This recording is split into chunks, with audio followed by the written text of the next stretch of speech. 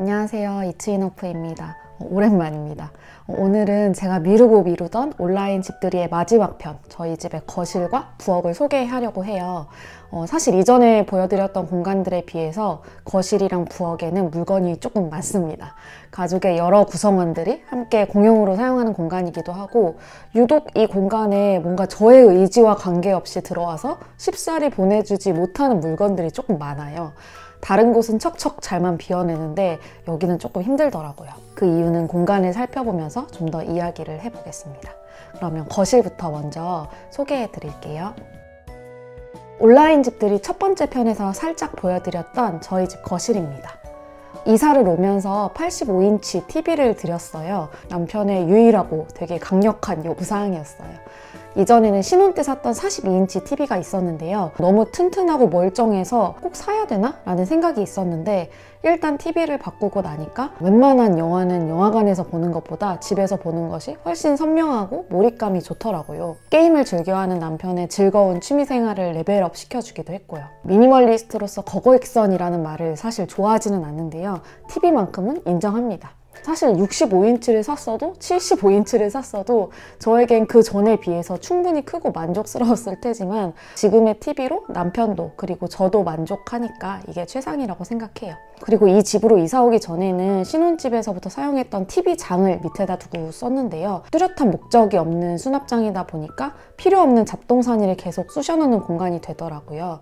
TV장을 비웠고요. 셋탑박스랑 플레이스테이션 같은 기기들을 TV 뒤에 고정시켰고 매우 만족하고 있습니다. 그리고 남편의 요구 하나 더가 있었는데요. 그게 스피커를 드리자는 거였어요. 이사를 하고 처음 돌아오는 남편 생일에 생일 선물로 사줬습니다.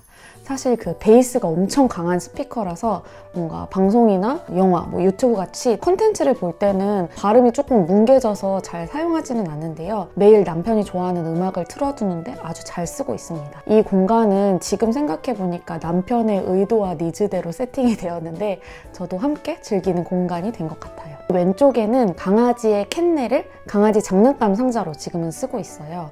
이렇게 대강 있는 천으로 덮어주니까 보기 싫지는 않더라고요. 장난감 가져와 라고 하면 박스 앞에서 고민을 하다가 한 개를 고심 끝에 가져와서 놀아달라고 하는데 되게 귀엽습니다. 반대쪽에는 소파와 에어컨이 전부예요. 소파 뒤로 보이는 뒷면은 저와 남편이 직접 천연 미장을 시공한 거예요. 하는데 진짜 힘들었는데 그만큼 우리의 취향에 딱 맞아서 만족하는 공간입니다. 이제 이 거실 공간에서 뒤를 돌면 왼쪽에는 부엌이 있고 오른쪽에 빈티지 북쉘프, 책장이 있어요. 사실은 이사를 올 때 저는 이 공간을 텅 빈 상태로 두고 싶었는데요. 저희가 좋아하는 빈티지 샵 창고에 그냥 구경을 갔다가 이 책장이 마음을 빼앗겼습니다. 사실 책장이라는 게 저희한테 필요하다고 생각해 본 적이 한 번도 없어서 정말 고민이 많이 됐는데 이것도 남편의 설득으로 고심 끝에 데려오게 되었어요. 처음에는 막 여백의 미를 잘 살린 인테리어 소품이 되게 하자가 목표였는데 1년이 지난 지금은 정말 실용적인 책장으로 사용하고 있습니다. 향수들과 인센스, 강아지 고양이 용품, 책, 외출할 때 챙겨가는 키, 이런 잡동사니들이 올려져 있는데요. 책장으로 인해서 좀 더 물건이 비워지지 않았고 정리되지 않았다라는 점은 부인할 수는 없는 것 같아요. 그래도 정말 맞춤처럼 이 벽의 길이에 딱 맞게 들어가서 이 뒤에 한 미장과 완벽하게 어울리는 모습을 보면 책장을 비우고 싶다는 생각은 아직까진 들지 않아요. 하지만 연초에는 한번 여기 올라가 있는 책들이랑 물건들, 잡동사니들을 한 번쯤 점검해야겠다는 생각은 드는 것 같습니다. 네, 그럼 숨 한번 돌리고 부엌으로 넘어가 볼게요. 부엌을 구경하고 싶어 하신 분들이 종종 계셨는데요. 사실 저는 별로 공개하고 싶지 않은 마음도 있었어요. 왜냐면 이 공간은 제가 드린 물건이 아마 한 10%? 20%도 안 될 것 같아요. 대부분 부모님들이 채워주셨고요. 주신 게 너무 많아서 사실 부엌에 꺼내지 않고 박스에 보관해 둔 게 반 이상이 되는데도 꽤나 맥시멀합니다. 그래도 부모님의 사랑을 열심히 받아 먹으면서도 미니멀하게 유지하려고 노력을 하고는 있는데요.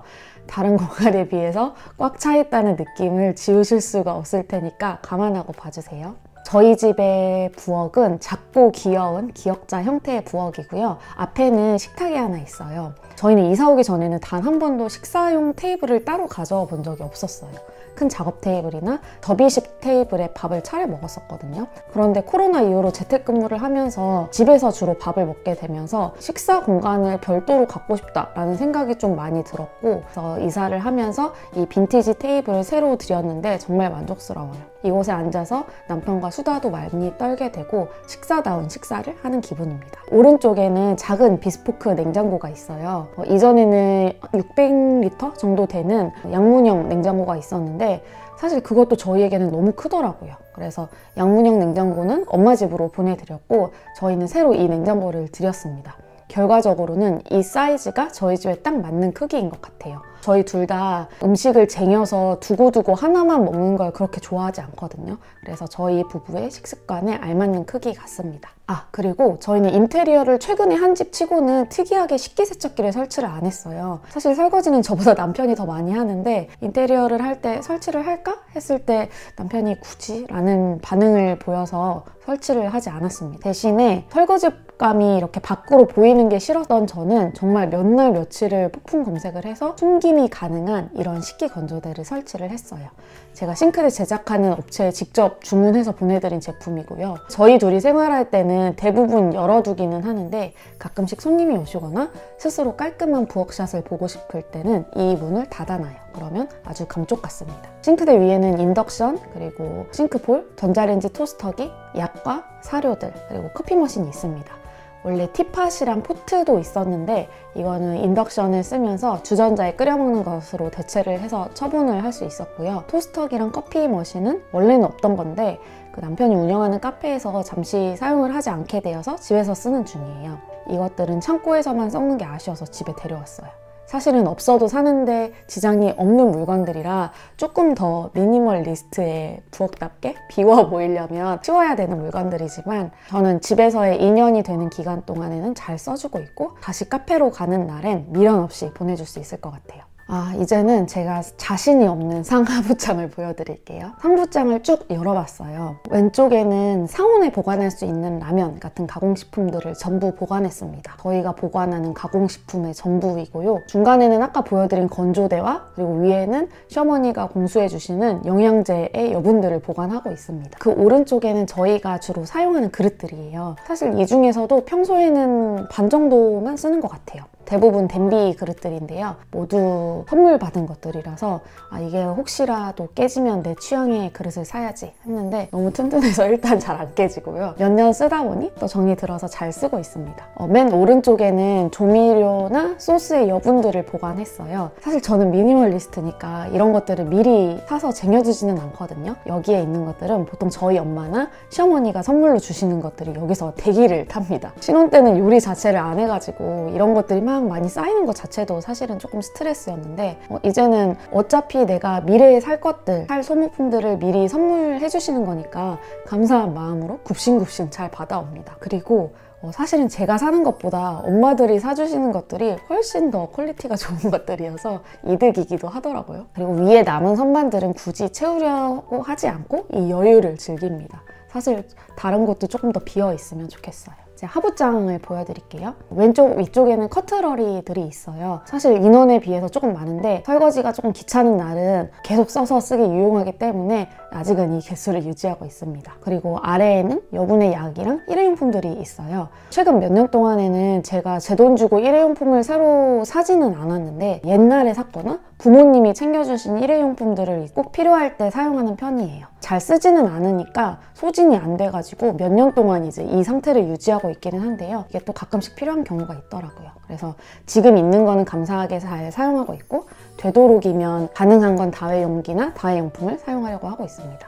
아래는 제가 쓰는 팬이랑 냄비의 전부예요. 팬 2개랑 냄비 3개, 압력밥솥 하나인데요. 매우 충분합니다. 여기는 조미료들이 들어있는 양념장이고요.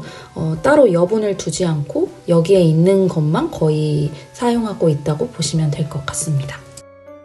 오른쪽에 싱크대 하단에는 어머니가 주신 여분의 후라이팬과 고양이 강아지 사료의 여분들이 들어있습니다. 그리고 꼭 필요하지만 내 취향은 아니어서 차마 밖에는 꺼낼 수 없는 실리콘 그 주방 조리기구를 이 아래에다가 뒀어요. 너무 편리하고 쓰기 좋은데 진짜 밖에 내놓기는 싫더라고요.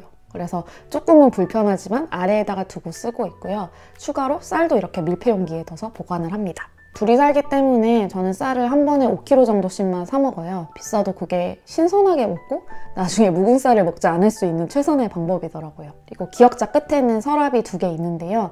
위에는 일회용기를 대신해주는 다회용 밀폐용기들의 여분이 있습니다. 냉장고에 음식이 가득 차 있을 때는 홀쭉해졌다가 거의 다 먹으면은 여기는 꽉 차기도 하고 그래요. 통일되게 싹 이쁜 밀폐용기로 바꾸고 싶은 욕구가 가끔씩 올라오는데요. 지금의 락앤락들이 뭐 딱히 못생긴 것도 아니고 기능을 아직 충실하게 해주고 있어서 있는 걸 쓰고 있습니다.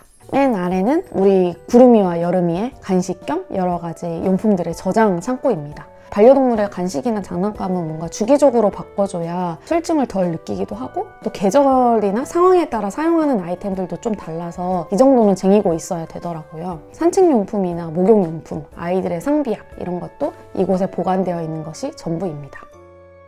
네, 이렇게 해서 거실과 부엌까지 보여드리는 것으로 온라인 집들이를 일단락합니다. 마지막 편을 이렇게나 길게 미루게 될 줄은 상상도 못했는데 그래도 한 해가 지나가기 전에 마무리를 하고 싶은 마음에 이렇게 찍어봤고요. 사실 세세하게 보여드리지 못한 공간들도 기회가 된다면 언젠가는 또 다른 컨텐츠를 찍어볼게요. 올 한 해는 유튜브 컨텐츠에 정말 많이 게을렀는데 그래도 이 컨텐츠를 기다려주시고 또 좋은 반응도 해주셔서 감사합니다. 거짓말하는 피노키오가 되어가는 기분이지만 내년에는 조금 더 꾸준하게 만날 수 있도록 노력해 볼게요. 모두 즐거운 연말 되세요. 다음에 또 만나요. 안녕.